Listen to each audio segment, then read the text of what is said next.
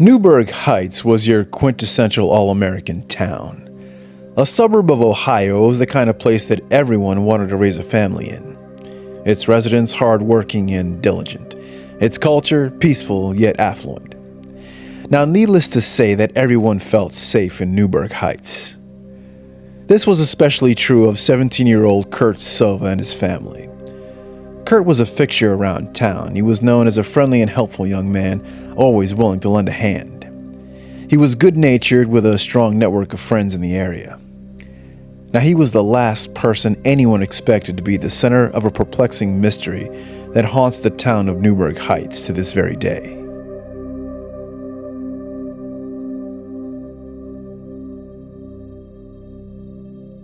The Friday night of the 23rd, Kurt left his parents' house sometime in the late afternoon to meet up with a friend. As the afternoon waned, the two boys headed to a Halloween party in town. Now, this was to be the very last time that Kurt Sova would ever be seen alive. The next morning, Ken and Dorothy, Kurt's parents, were alarmed to notice that their son had not returned home from his night out. In a frantic attempt to find him, both began to scour the neighborhood, asking everyone if they'd met or seen Kurt that night. Sadly, they yielded no results. They let another 24 hours slip by, clinging on to the hope that their son would contact them, but by the end of the weekend, they reported him missing with the Newburgh Heights police. In speaking with a number of Kurt's friends, his parents learned that he had attended a party that Friday night. Now, the house that the supposed party took place was less than 2 miles from where the Sovas lived, so they decided to pay the occupants a visit. In speaking with some residents of the house, Kurt's parents learned that a woman who only went by the name of Susan was the one that threw the party. Now, later on, this Susan did end up contacting the Sovas, but denied ever having a party at her place and said that she knew nothing of Kurt's disappearance. When questioning witnesses, police confirmed that Susan was lying. A pizza delivery man came forward and corroborated that there was indeed a party at that address on Friday night. Furious that she lied, Kurt's parents confronted Susan again. And this time, she changed her story. She said that she did have a party that night and that 17-year-old Kurt was in attendance. Now, more than a dozen people were seen coming and going from the party house that night, most of whom Kurt did not know personally. She also relayed that Kurt had been drinking quite heavily. Now, when they heard this, Ken and Dorothy found her statement about Kurt's alcohol use hard to believe, since they knew that their son had not been much of a drinker. Later, the friend that Kurt had attended the party with was tracked down, and he eventually gave his version of what happened that night. Now, the friend told police that Kurt had indeed consumed a large quantity of alcohol at the party. Now, so much so that he nearly passed out in the living room. Some of the party-goers rushed to get Kurt outside to get some fresh air and to prevent him from collapsing on the living room floor. One man carried Kurt outside and left him resting near a fence that rimmed the house. He rushed back into the house to retrieve Kurt's jacket since it was cold out, but when he emerged back outside, Kurt had vanished. 5 days after Kurt Sova disappeared, his body was discovered in a vacant ravine by 3 boys playing in the area. His body showed no signs of bruising, and he was curiously missing 1 sneaker. But other than that, examiners could not determine an exact cause of death. Now, it was also noted that the ravine was located only 500 yards from the house that Susan was throwing the Halloween party. Detectives surmised that whoever dumped Kurt's body was very familiar with the area and knew that the young man would be found rather quickly due to the high foot traffic the ravine received from locals. When examining Kurt, coroners determined that the boy had died some 36 to 24 hours before his body was discovered, which pointed to the ominous fact that Kurt was alive for at least 3 days before he was discovered. Dr. Lester Adelson of the Cuyahoga Coroner's Office commented that Kurt's death was somehow accidental, since all other tests confirmed that there was no physical injury severe enough to cause his death. His alcohol levels were moderate, but nowhere near high enough to kill someone, let alone an otherwise healthy 17-year-old. After Dr. Adelson's report, leads quickly went dry and police began to divert their attention to other more pressing cases, in their words.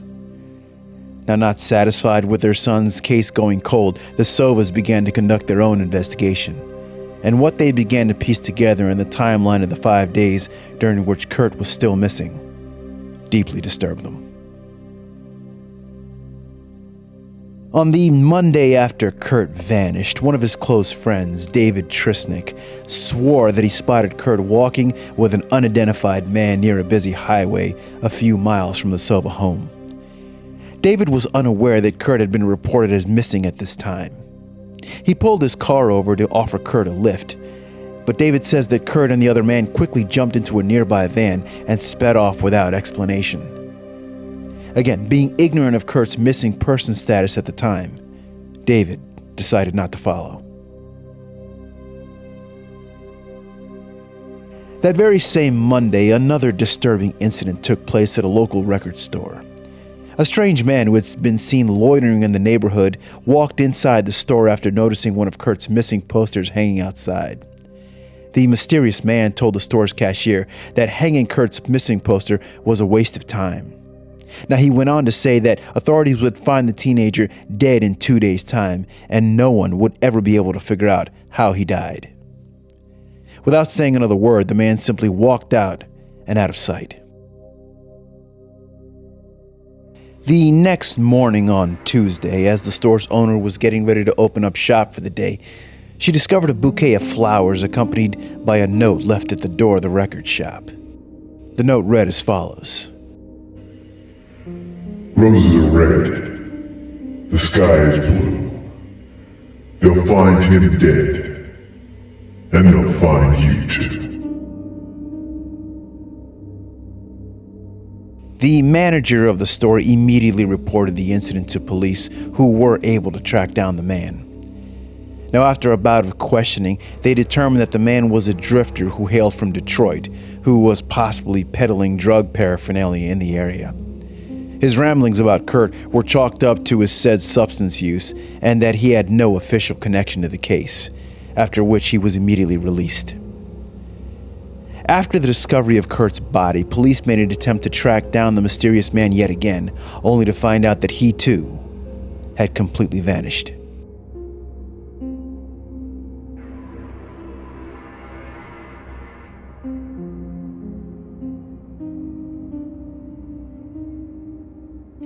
In the early morning hours of Wednesday the 28th, the very same day that Kurt would be found dead, the Sovas received a call from Susan, telling them that a mysterious stranger was sleeping in her basement and that she suspected it might be Kurt. Not knowing what to make of the call, since Susan had lied to them on a number of occasions prior, yet on instinct, Ken made his way over to the house to investigate the matter. Ken searched the basement and found evidence that someone had indeed been living in the bottom floor, since there were clothes and a cot in the corner, but otherwise the basement was empty at the time. Now, the Sovas firmly believed that it was possible that they may have just missed their son, in all probability being removed from the basement mere hours before Ken's arrival. Now, some Newburgh Heights detectives on the case have also expressed their belief that Kurt may have been held in that very same basement for the 5 days in which he was missing.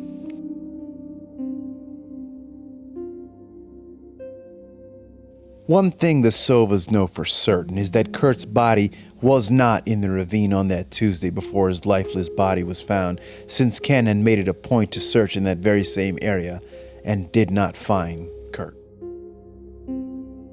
Now, one final eerie postscript to this case came some 3 months after Kurt's death.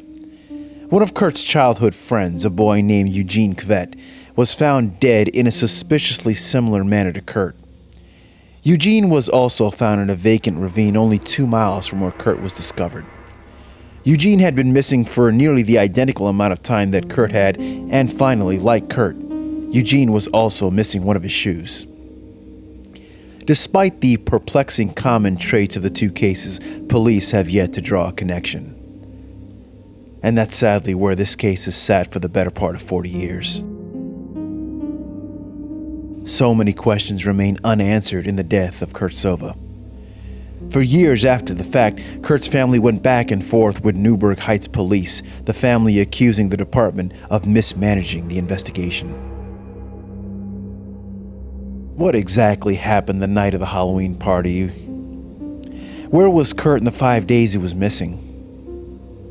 Who was the mysterious man at the record shop? Did Susan know more than she let on? And finally, just how did Kurt's body end up in the ravine, since it was not present just 24 hours before it was actually found? Tragically, all save for one of Kurt's family have passed on in the years since the young man's mysterious death. Only one of his brothers, Kevin Sova, is left to seek justice for his sibling. Now, the more time passes, and the more it seems like a justice that may never come.